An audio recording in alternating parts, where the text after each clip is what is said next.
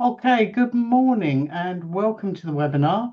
We're really delighted today to have Alan Hiscock with us, and he is the Director of Safety at the British Horse Society, and he's going to be giving us a presentation about road safety in terms of sharing your road with horses and horse riders, and the importance of your actions when you're a driver, whether you're driving a car, any other vehicle, motorbike, could be anything, but how you behave around those animals and how to keep everyone, including yourself, safe.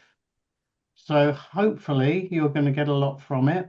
We will be having questions at the end. So if you do have any questions during the presentation, pop them in the chat and we'll get to them afterwards. If you've got anything else that you want to ask about, you can also do that via the chat. And myself and my colleague Olivia, who's here today, will will be getting to those and hopefully answering anything at the end of the presentation. So, Alan, without further ado, I'd like to introduce yourself and we can crack on with your presentation. Okay, thank you very much, Sarah and Olivia, and good morning, everybody. Thank you for this opportunity to speak to driving instructors through the DIA.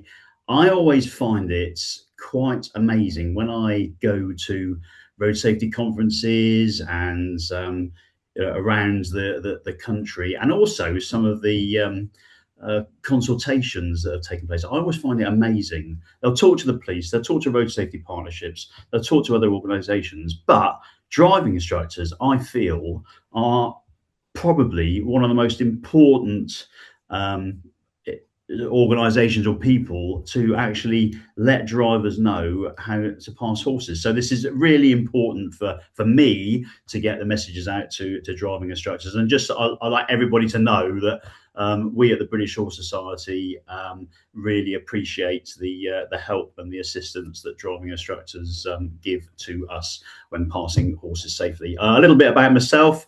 And don't hold this against me, but I spent 32 years in the police in London. 27 of those were in the mounted police. I've pretty much seen anything and everything that happens when you're on a horse on the roads. And I've been close past. Some cars have even sort of clipped my stirrup. So I have every empathy and sympathy for horse riders that are out there. And my colleague Des Payne spent 30 years in the Household Cavalry, and Lawrence Knight, who's with us, was in the Mounted Police as well. So as a team, we're small but perfectly formed team of three with Emily in the office. We have that sort of passion, but also that sympathy and empathy for horse riders, trying to ensure that they're safer. And I've spent the last 15 years as the Director of Safety with the British Horse Society, actually pushing for safer horses on the roads. So I don't know if I just sort of give you a little nod, so you just flick to the next slide. Just tell me when you want to go to the next Yeah, slide. yeah. If you put the first one up there, so yeah, the Dead Slow campaign. Well, we launched the Dead Slow campaign back in 2016. So it's been working for just over 10 years now. And the British Horse Society is the largest equine charity in the UK, and we deal with anything and everything that can cause a horse or rider an issue. We have the education team where riders learn the correct way to ride. We have the bridleways group access where we're keeping bridleways open, because one of the main things is if we can get horses off the roads, then there wouldn't be any issues. So but I'll chat about that a bit later on. And also the welfare of horses. But the safety of horses is absolutely paramount. So the Dead Slow campaign was launched back in 2016. And the reason it was launched is there was a funeral cortege that was in Wales, and a car overtook the funeral cortege and cut in too quickly and actually hit one of the leading horses. And tragically, that horse had to be put down at the scene. So it was then I thought, hang on, there needs to be a specific campaign that gives drivers absolute messages as to how to pass horses safely. So that's where the dead slow game. Sorry, you're going to say something, Sarah? No, I was just going to say, you're right. So They may not ever see a horse whilst teaching somebody to drive. And those drivers may not see one for 5 years of motoring, but go on holiday and all of a sudden they're down in the New Forest or somewhere similar, and they need to know and remember how to do this safely. So I think it's brilliant that you do this work, Alan. Yeah, no, and you're absolutely right. I was, chatting to some driving instructors only a week or so ago, and they were saying, "Well, we never meet a horse on the road. However, we have certainly assisted the DVSA in trying to put more hazard perception tests or film in there with horses on there, and also questions and theory." So, yeah, you're absolutely right. Okay, next slide, please. So we work with, say, every incident that could or cause a horse in incident. So dog attacks is very topical at the moment. There's fireworks, low flying aircraft, and slippery road surfaces. But the next slide, please. 95% of our work is all about incidents on the road. So we are inundated, I'm sorry to say, about incidents on the roads where cars are either passing too fast or too close. And it's not just overtaking, it's actually approaching vehicles as well. So next slide, please. Okay, the term horsepower, this is how we get some interaction when we are at motoring shows where people think, what the British Horse Society doing here? And we talk about that conflict, because sometimes there is a conflict between the real horsepower, mains, tails, forelegs, and the brake horsepower cars. And it has been an issue for many years. I've mentioned the 10 years of the dead slow, but it has been an issue for many years. And if we just talk about some statistics, so in the last 10 years, the British Horse Society had nearly 20,000 reports of vehicles involved in an incident with a horse. And there you can see nearly 600 horses have been killed on the roads, nearly 1,000 horses injured, 8 riders have been killed, and nearly 1,000 injured. But the thing that I think is really important is 80% of those 19,500 were because vehicles were passing too fast or too close. So you could argue that 80% of those incidents are avoidable if vehicles pass according to the messages that we're going to put out or have put out, and also the highway code as well. And then that other awful statistic, 30% involve verbal abuse or road rage to the rider.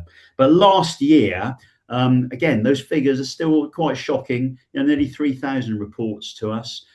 Nearly 60 horses were killed, 82 injured, 86 riders injured. But you can see again, although it's dropped only 2%, there's still a lot of incidents that are recorded with us are still because vehicles are passing too fast or too close.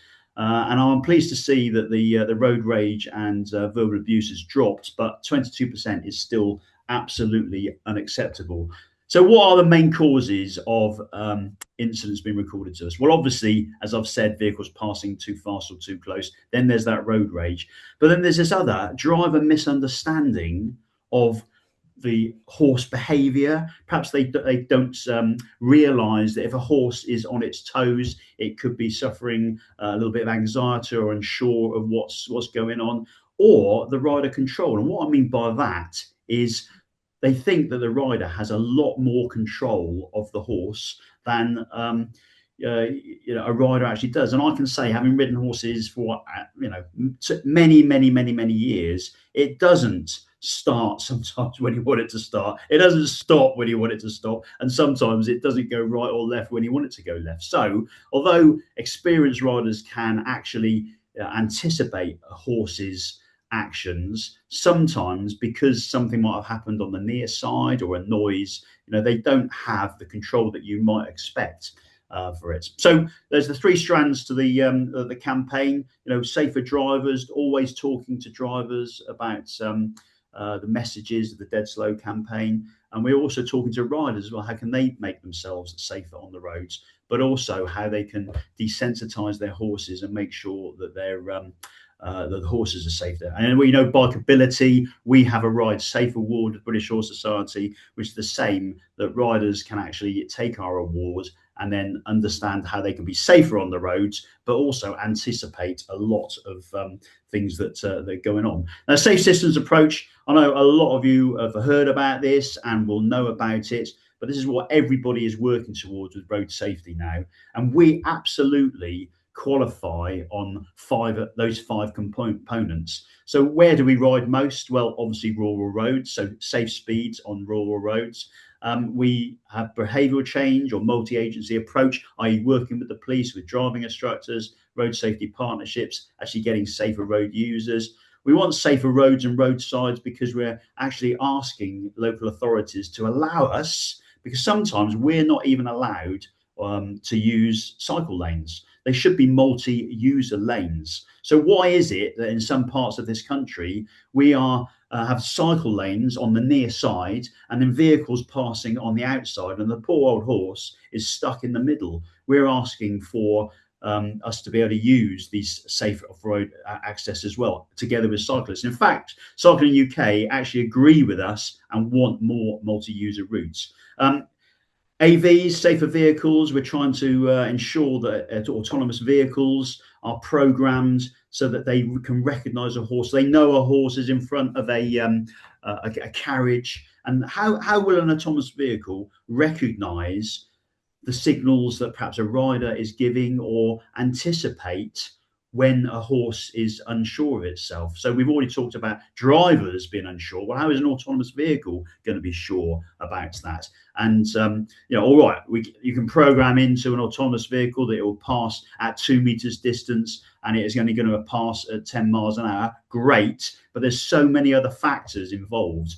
And then we're also on the post-crash response, trying to ensure that essential and that absolutely unique horse-human relationship is recognised. So the message is the Dead Slow campaign. If I see a horse on the road, it could be a ridden horse, it could be a carriage horse, it could be a horse on the New Forest, Dartmoor, or a horse being led on the roads. So if I see a horse, then I will slow down to a maximum of 10 miles an hour. I'll be patient. I won't sound my horn or rev my engine. When safe to do so, obviously pass the horse at a wide and slow, at least 2 meters distance, and then drive slowly away. And those 4 messages, we believe, will give a safe pass to a horse. And they are all important. Go on, Sarah on. Sorry, Alan. Sorry to interrupt your flow. I was just going to say, when DIA, when we worked with you about 10 years ago on your Dead Slow campaign, they were the key messages. They're still, not changed. So they're very, very, simple, easy things to take away for everybody. And I was going to say, some of the signs, because you mentioned a couple of slides ago when a horse is on its toes. So for non-equestrian people, what does that mean? So okay, on its toes, yeah, indeed. Obviously, just it's getting a bit, nervous. It's moving around a bit. It's getting a bit unpredictable. That's what I would imagine you meant by that. Yes, I mean, if you see a horse walking, it's very rhythmical. It's moving in a straight line. So if a horse is on its toes and it's sort of almost like bouncing or prancing, that normally means that it is not happy with something. Yeah. And if it starts looking around, if you can see that the rider is most definitely holding the reins with 2 hands and they are looking around, and perhaps we'll talk about riders' signals a little bit later on, but if they are absolutely asking you to stop or stop behind or just slow down, they're doing it for a reason. So and rather than being straight, it might just put its quarters out a little bit and sort of walk at an angle. So that's what I mean by on its toes. Yeah, and I think another key on the previous slide, it's sort of past when safe to do so. So ADIs will know this obviously inside out, upside down, and they teach that to their pupils. But when safe to do so for an experienced driver who perhaps hasn't had any training since they passed the test, that's the majority of the people on the road, isn't it? Or a lot of a proportion of them. So it's also recognising the wider issues like, what do the road markings mean? You know, it's all very well coming up to, you know, maybe coming up to a bit of a bend, but then if you've got a solid white line, there are specific rules about when you can and cannot cross a solid white line. It doesn't mean to say you can't, but it's looking for things like that as well, isn't it? It's looking for the other clues. It's looking for limit points along the road up ahead, but you shouldn't be, hopefully, at that point where you should be, you know, people should read the road better. This is what I'm trying to say in a very difficult way here. Not just sort of, you know, it's relying on the cues from the horse. So now you've explained that really well. You know, if the horse is not, if it's walking in a rhythmical kind of comfortable way, if it starts sort of bouncing around a little bit, or the horse rider is sort of saying, no, well, I know you're going to get onto this in a moment. And also, you know, taking in the wider view of the road, making that decision. And so, you know, for say taxi drivers and private hire drivers and things like that, that is, you know, so key and so crucial. And obviously Diamond Advanced Motorists do a lot of the taxi assessments. So that's really good to, you know, that's our examiners will be watching for those sorts of things as well. I mean, it says, again, I've got a slide about the highway code, but sure. in 215, it actually says heed rider signals. I know that doesn't mean obey rider signals, but if a rider is to give a signal and they're asking you to stop or slow down, then they're doing it for a reason. So please heed riders signals. I think the other thing with drivers is, because they're so used to driving and their car will only do what input they give it. So if they want it to go faster, they can make it go faster. If they want to stop it, they can stop it. They almost imagine that a rider always has that control over a horse, and they forget that the horse has got its own brain. Now, if we were driving cars that would suddenly decide for no apparent reason to accelerate when you didn't want them to, or to stop when you didn't want them to, or to veer off when you didn't want them to, we might have a little bit more empathy for riders. Absolutely so. Yeah. Only do what we tell them to do. Whereas horses, they've got their own brain, their own thoughts, and you know, it might be, as you say, that you know they've heard something, seen something, panicked by something, and even with the best rider control, something can happen to startle that horse and the horse is off. You know, so it's not for the drivers of vehicles to think that that rider will always have total 100% control. Yeah, and again, I'll refer to 215 in the highway code that your learners should obviously be reading. It mentions the three brains working. You know, there's the rider, there's a driver, but do not forget the horse's brain. And you know, horses have both monocular and binocular sight. So that means that, you know, because their eyes are on the side of their head, they see things behind them. We're just on that sort of 90-degree ahead, but they see things behind, and they have an amazing hearing, smell. They will react because they're set up thousands of years ago for that saber-toothed tiger that's going to jump out in front of them. And evolution, they don't lose those senses. All right, police horses, we're able to desensitize them. However, they still would react. It might only be a flick of an ear or a movement of a muscle, but you will never take that flight instinct away from horse. I say that's going to be evolution. So they think about their eyesight, their senses, and they will pick up things. The electric vehicles, the horse knows the electric vehicle is behind them before the rider. So we're saying to riders, look out for perhaps signals that the horse is. It's not going to turn around and say, oh, there's an electric vehicle behind, but it will know. And I would say we've done some research about this. But drivers of electric vehicles, so long as you still, you know, pass the horse in a way that is safe, that is in the highway code, that 10 miles an hour, 2 meters, it really shouldn't cause too many problems. And because of that movement of the horse, if it's frightened, that's why that 2 meters is so important. And the fact you've got that 10 miles an hour that you can stop if something happens.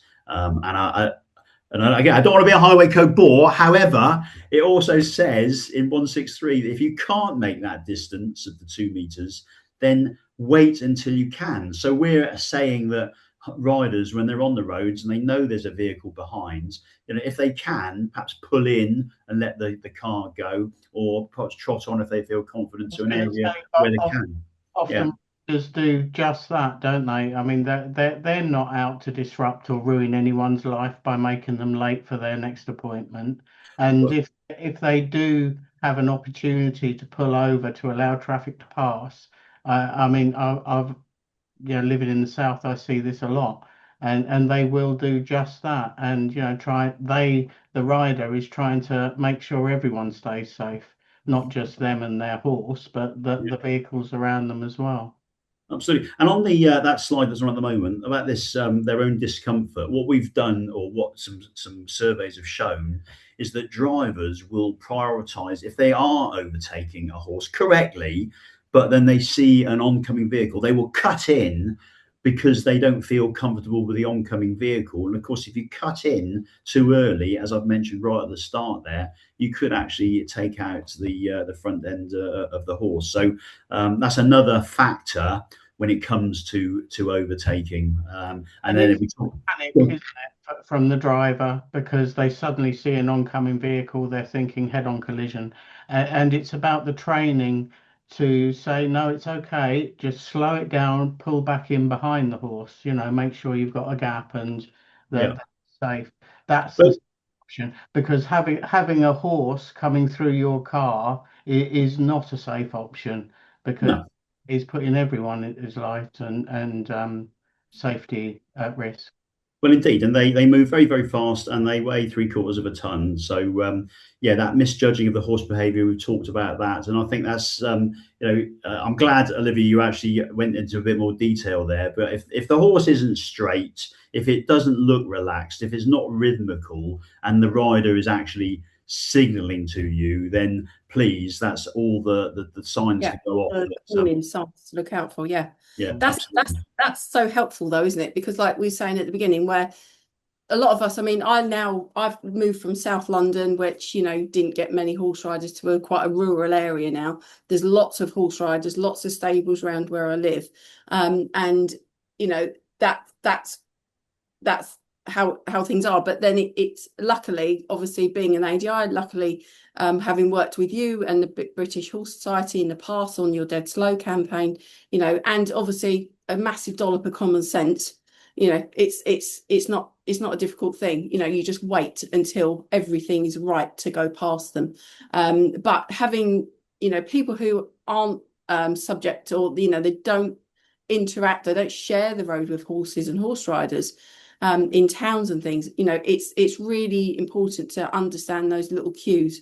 Obviously, like you're saying, the communication is going on everywhere, isn't it? It's the rider's communicating with the horse and vice versa. The driver's communicating with the rider. Also, the driver can also pick up cues from the horse, from what we've just been saying. So this is sort of kind of almost like its own ecosystem, isn't it? So it's really important to talk about this. Yeah, no, it is. And so the horses, as I've mentioned right at the start with our work with Bridleways, the horses aren't on the road because they want to be there. Neither is the rider. We are just going from a stable to a bridleway, or a bridleway to another bridleway, or there just isn't enough safe off-road access out there. So I can assure everybody that we are not there to slow traffic down by any stretch of the imagination.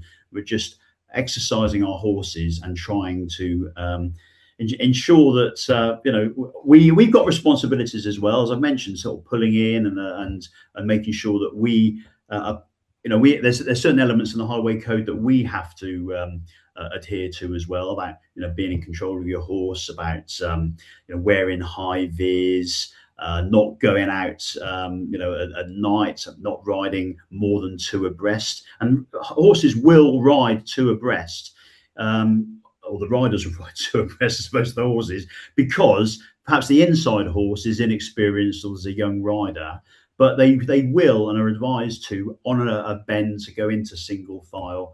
And I can assure everybody here that the horse riders will absolutely significantly appreciate the way that you pass, if you pass safely. And they may not be able to sort of raise their hand and thank you because they got 2 hands on the reins, but it it makes such a difference. Sometimes they just the rider gives you a little nod. I mean, they're all very, very polite, aren't they? You know. Eyes and teeth like Yeah. that means thank you very much. And again, I don't want to preach to the driving instructors because you know more about the highway code than I do. But they're that 163 and 215, you know, is really important. And at this point, I would like to sort of let driving instructors know about a video. You'll find it on our website. On bhs.org.uk, just go through to the Dead Slow page, and there's a video there that has been done by Vision Zero and co-pilot. Martin Clunes narrates it, and it's all about the highway code changes. I'm going to say recent highway code changes. 4.5 years ago, highway code changes about how to pass horses, but also cyclists and pedestrians when they're crossing a road. It's only about 5 minutes long, but it is very, very good. And if that's something that you want to use to with your learner drivers, then absolutely, it's a great film, and that talks about are people allowed to download that and share it to their own? Absolutely, yes, yeah. So it's available on our website. There's lots of resources there, but I'll talk about that. Well, actually, the next slide. There's a YouTube video out there about passing horses slow and wide. That was done with Devon and Cornwall Police, and some of you may or may not know George Chester Master, who is quite a YouTube influencer now. Again, that's available on YouTube. And there's police horses on there. It's talking about all the way that you should pass horses safely. Again, it's a very, very good watch, very professionally made, something that learner drivers might want to have a look at. And then there is a game, again, once again, made by co-pilot and Vision Zero. We started off with this with a grant from the Police and Crime Commissioner in Warwickshire, actually. So this is an interactive game that they can play, Hazard Hero, and it's all about getting to a point, passing cyclists safely, passing horses safely. But it talks about the consequences if you do not pass them safely. And there is a prize at the end, so that might be something that that they want to do. Again, that's available on our website, or just go on to look up Hazard Hero on the phones. And one thing that's why do we hear so much about horses, or maybe you don't? Well, passing a horse rider or a horse or a carriage horse, it is different. We've talked about those rare encounters because some people may never ever see a horse on the road.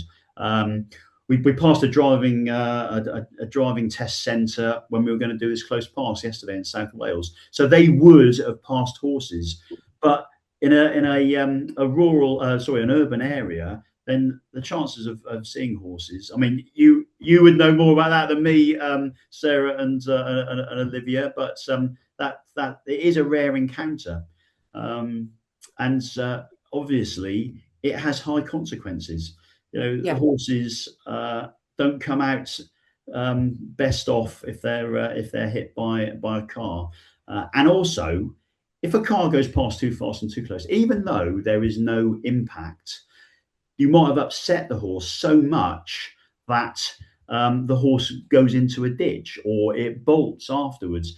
And the driver might be just going past thinking, oh, yeah, nothing's happened. But the consequences of what's happened behind are very significant. So it's rare encounters. There's high consequences of what happens. And it is very, very easy to misjudge. And the safety side to it is that 10 miles an hour and 2 meters distance. Yeah, and on your website, I've just put the website link in the chat for everybody. But also there is a record an incident facility on the bottom of your front page, your website. So help keep horses and riders safe, telling us if you see something wrong. So that's absolutely. Yeah, we would love. It's mainly for horse riders to let us know when there's been an incident, and you can go onto our map and where you take your learner drivers out, or anyone that you're instructing. You can go onto our map and you can see where the hot spots are, where there have been incidents. So you can actually look at that and think, hang on, there might be a lot of horses here, or that's where there's been some incidents. So yes, it's for anybody to use. That's useful for instructors to know as well, and drivers. Yeah. Very Um, much. so It's, it's easy to misjudge. There's high consequences, yeah. and You never know how experienced the rider is either. So if you're the driver of a car, you don't know if you're passing someone who has never ridden that particular horse before. You don't know if they're a novice rider. It's the first time they've ever been on the road. And, it is just that care and consideration to keep everyone safe that means you will keep that distance and you will make sure you pass slow. And not only that, but it doesn't matter if you're stuck behind them for half an hour.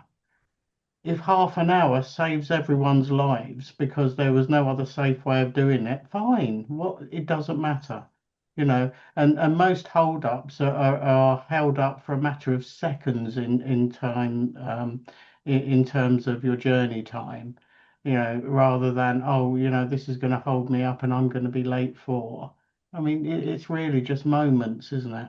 It's just having that.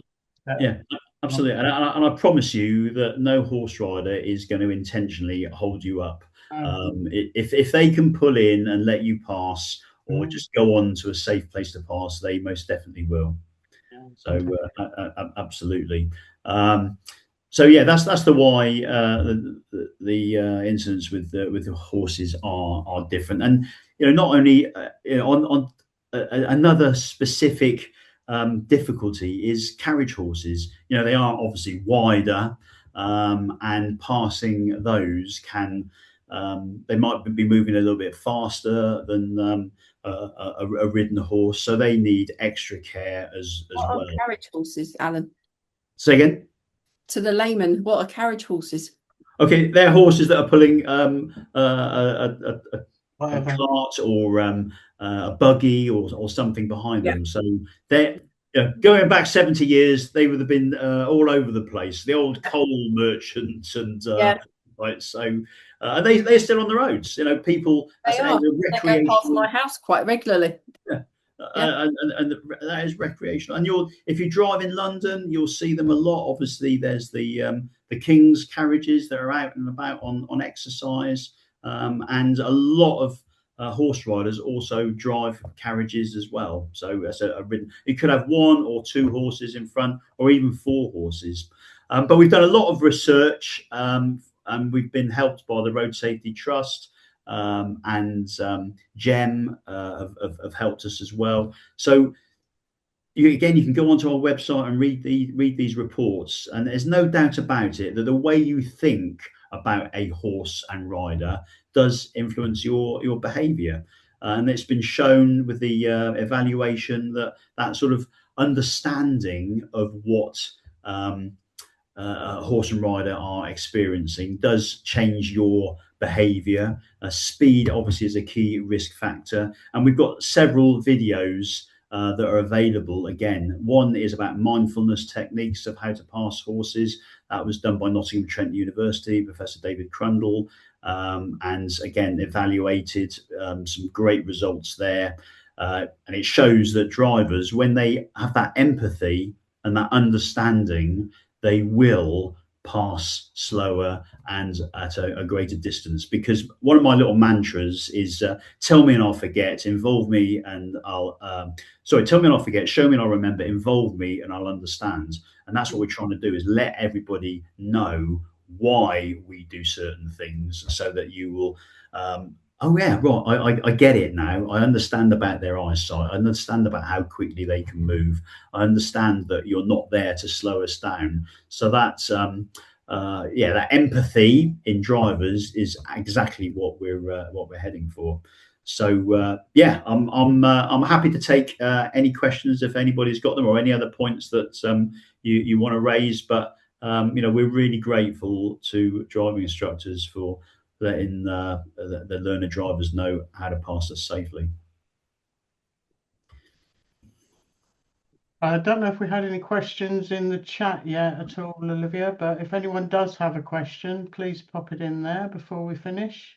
Yeah, I really stress going onto our website. There's lots of resources there that you can use. There's a 360 film, so that actually, if you're on a tablet or your mobile phone, you can again download it, and you are in a vehicle as you pass a horse. And it shows you how to pass a horse safely. It also gives you the point of view of what it's like to be on a horse when a car goes past too fast or too close.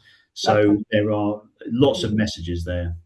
Yeah, I mean, lots of information, and also the fact that you are so generous with not only your time coming to speak to us at these kind of things, but also with your information on your website, that you're happy for people to share that information. Obviously, for those that are driving instructors out there, if they've got social media, if they've got their own websites, using that information, spreading that information around will help to keep everyone safe. Not only their learner drivers who then go on to be fully qualified drivers, which, as we said at the beginning, may not see a horse for years. However, if they're giving this information and they're participating in some of those online activities and the games and the things that you spoke about earlier, it could be the difference when they do eventually come across a horse. So, thank you ever so much for your generosity there, Alan. Just moving on, there's a couple of things Sorry, Sarah. Sorry. We had a couple of things. So somebody's asked for the website link again. So in the chat, I've put it in there. It's in there twice actually. bhs.org.uk. And as Alan was saying, that there are various YouTube videos, Hazard Heroes and things like that. Pam's asked, can you refresh riders' hand signals, please? Yeah, of course. Okay, so it would be an arm outstretched and asking you to stop if you're approaching them, because this is not only about overtaking, as I said before, it's that if you're approaching a horse as well, or actually turning around and asking you to stop, and also the right arm outstretched, just slowing down like that. And obviously if we're turning right or turning left. So those are the signals. We always encourage riders to be quite assertive with their hand signals. It's no good just doing that, because that might mean hello, how are you, but actually a stop or fly in the way. Yeah, exactly. So if a rider asks you to do that, they really are asking you for a reason, and it's not just for the sake of it. Brilliant. And another question: how much max speed? I think that's of road. Can horses? Yeah. So I think there's a little typo in there. Sorry. What they're asking is what is the maximum speed limit road that a horse can use? Can they only use 30-mile-an-hour roads, or can they use up to national speed limit roads? I've seen them on national speed limit roads where I live.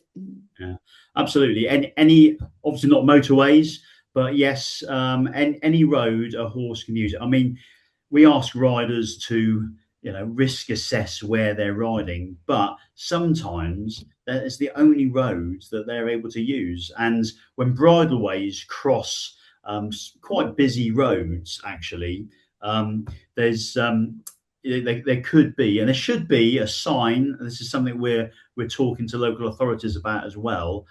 Is put a red triangle out with horses crossing ahead, perhaps put a plate underneath, because there could well be a bridleway that has been dissected by a main road, and there were horses trying to cross. So yeah, always expect the unexpected, I think, is what I only say to riders, but also I'm sure you say that to drivers as well. Absolutely. Yeah, absolutely. So another question, it says, Gemma's asked, in our area, increasing number of horses are being pushed onto faster roads due to bridleways no longer being supported. For example, bridges being banned from horses crossing with no safe alternative for riders.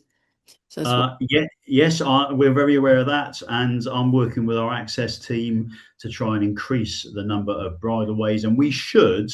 It's not always the case because we're not invited, but we should be invited to any planning application that's taking place, and they should take into account bridleways that are being sort of cut off, or they should give an alternative route. So yeah, I hear what you say, Gemma, and we really are trying to work very hard with local authorities and also national highways when it can. Actually, national highways are pretty good when they have to bisect bridleways and put in proper bridges over, or underpasses as well. Obviously, bridges are better than underpasses. Mm. Brilliant. Yeah. So yeah, I think that's about it for the questions at the moment. So just to let everybody know that this is being recorded, and a recording of this will be put in on the DIA Academy website, so diaacademy.co.uk. It's in the chat. I'll put it on the website again. Website, sorry, in the chat box. What am I talking about again? So it will be on there shortly. Well, shortly probably means a couple. Give us a couple of days just to make sure everything's on there properly. Yeah. So are there any other questions? I still see a raised hand, but I think we answered that question for you. Is there anything else that anyone would like to ask?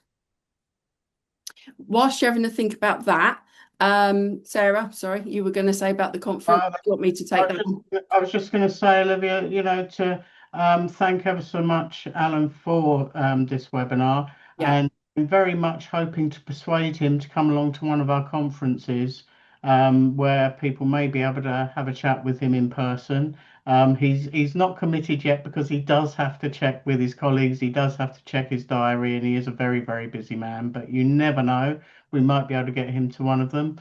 The 11th of December, we have our first conference, which is our South conference, and that's in Reading. And on the 12th of February next year, we have our Midlands and North conference, which is at Drayton Manor in Tamworth. You can find out all about these conferences by going to driving.org/conference, where you've got the opportunity for an early bird discount if you book now. There's also a discount if you book both conferences. So just a little bit of a plug for the conferences there, but they are definitely worthwhile, and you do get to meet some fantastic, passionate people who are in our industry and in other industries as well in terms of education and road safety. So really, really good thing to attend. So also one final plug, and that is for any of you who are not DIA members, we would love to have you at the DIA. We do work really, really hard for our members. We make sure that we support them no matter what the circumstances they're in. You're also given free professional indemnity and public liability insurance, which is the highest amount available to any association that driving instructors belong to. So that's set at £25 million. We also have all kinds of other discounts on our shop. We have discounts on our academy training. And you have the likes of me and Olivia who work very hard behind the scenes to help all of you. So if you do want to, yes. I was going to say on that, Sarah. So yeah, if ADRs, they, if you've got questions or you're worried about something in relation to your business or it's affecting your business, that's what the ADI help desk is there for. So you can drop us an email or give us a call.